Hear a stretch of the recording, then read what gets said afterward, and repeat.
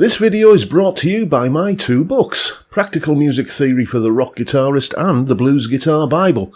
Want to learn about modes, harmony, scales, chord substitution and keys? Or maybe you're interested in supercharging your blues guitar rhythm and lead chops. Whatever you're interested in, I guarantee you will be hitting the fast lane to progress with either of these works. Both feature video demonstrations and tutorials, loads of tabs and jam tracks to play along with, and I promise you, everything is explained in crystal clear plain English. Check out the links in the description for more details. Hello chaps, welcome once again to John Robson Guitar Tuition. As always, I do hope you're well. Now, I first became aware of Walter Trout as a guitar player back in, I think, about 1987 or thereabouts. Late 80s, mid to late 80s we'll call it. Basically, I came home from the pub one night and switched on Channel 4 and there was a gig on TV. John Mayall and the Blues Breakers live at the maintenance shop. Where that maintenance shop was, I get the feeling it was somewhere in the USA or maybe North America somewhere. But anyway, hastily grabbed a spare VHS cassette, slotted it into the machine and started recording. I got the majority of the gig and I was just astounded by this player. The other thing that astounded me about him, there he was, that's actually a still from that very gig. The other thing that astounded me about him was that he looked pretty close to being an identical twin to a lad I was at college with at the time. There's little Steve from the Isle of Man, and you can see me over there on the right of the picture. That's what I looked like in 1987. Yes, age is a cruel mistress. But yeah, see the resemblance, and funnily enough, Steve was a guitar player as well, but nowhere near Walter's prowess.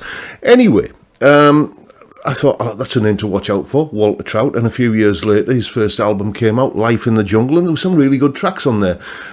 Good Enough to Eat, She's Out There, fantastic live version of Red House, some great tracks, but then there was also a bit of filler on there, I think, if we're honest. The Mountain Song hasn't aged well. So what I've done over the years is I've sort of dipped in and out of Walter's career, and just as has happened on many an occasion, I was listening to some music on Spotify the other day, and a track came on called Me, My Guitar and the Blues by Walter Trout. Just one of those songs that Spotify suggests to you. Me, My Guitar and the Blues. And when a guitar solo just stops you in your tracks and you have to stop what you're doing and just listen to it and then listen to it again, well, that's what happened to me when I heard that track. Here's my rendition of the intro solo from it.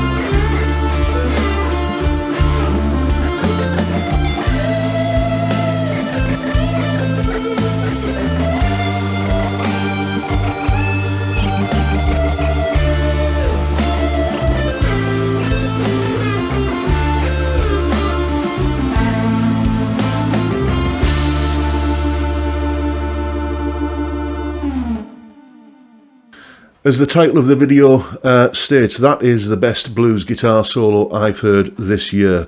I'm not sure what year it's from, but I first heard it this year, 2024.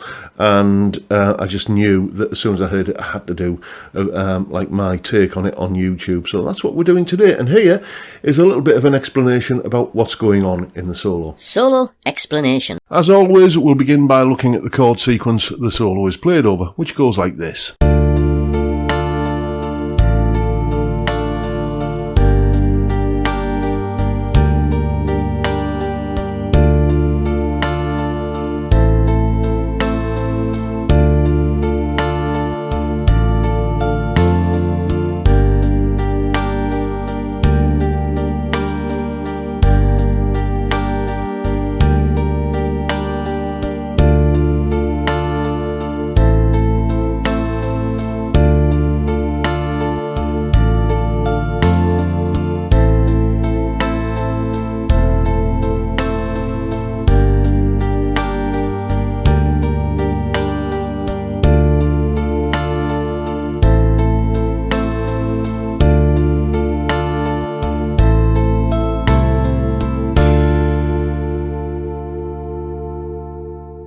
And as always, there will be a slightly higher quality version of that backing track available for my Patreon supporters.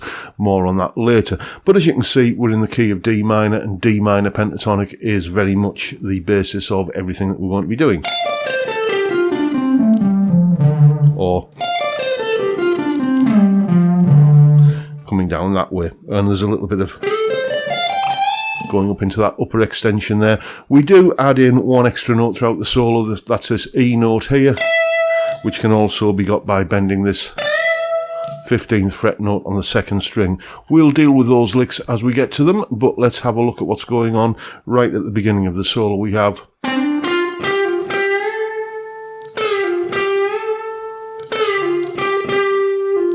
again, fairly straightforward minor pentatonic position 1 stuff. And then we have this little descending thing here.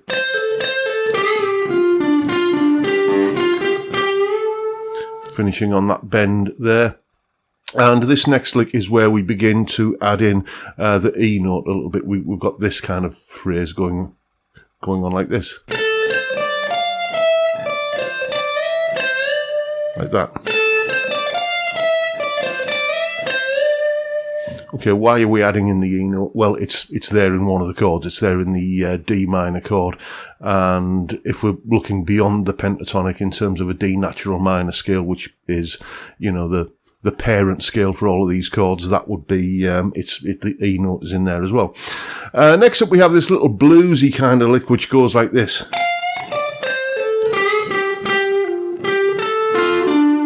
There we go. Still just straight ahead minor pentatonic.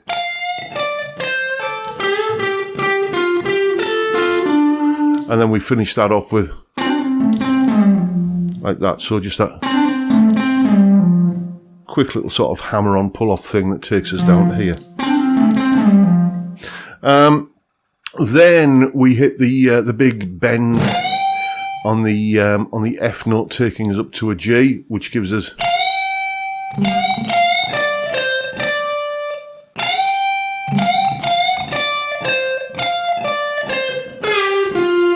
just watch that little pre-bend there. So coming down that section of it. Like that. And then back into this bend here, this C to D. And then that takes us, again, you can see what I'm doing here, it's just straight ahead minor pentatonic stuff. And the theme continues with, again, watch that pre-bend. And then, if you try to play like that, you won't have enough room to fit in all of the notes because, you know, there's an extra note in there when you do it that way. So now we're starting to build up a little bit of a head of steam as we're entering sort of the final furlong, really, where we go like this.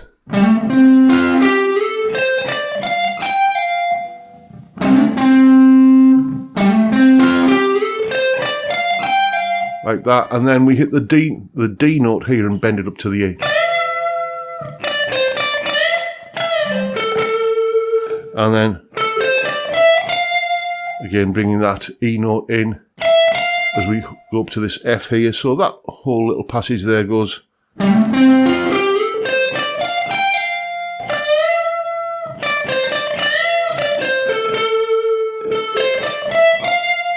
And then we ascend. And then we've got a sort of fairly flowery little bit that goes like that. And then a similar thing where we go.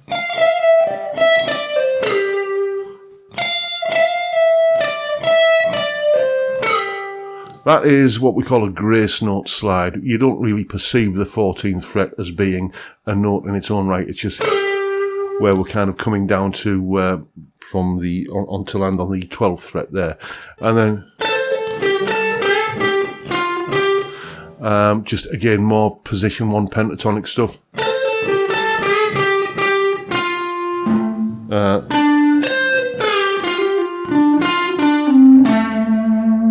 And then we conclude with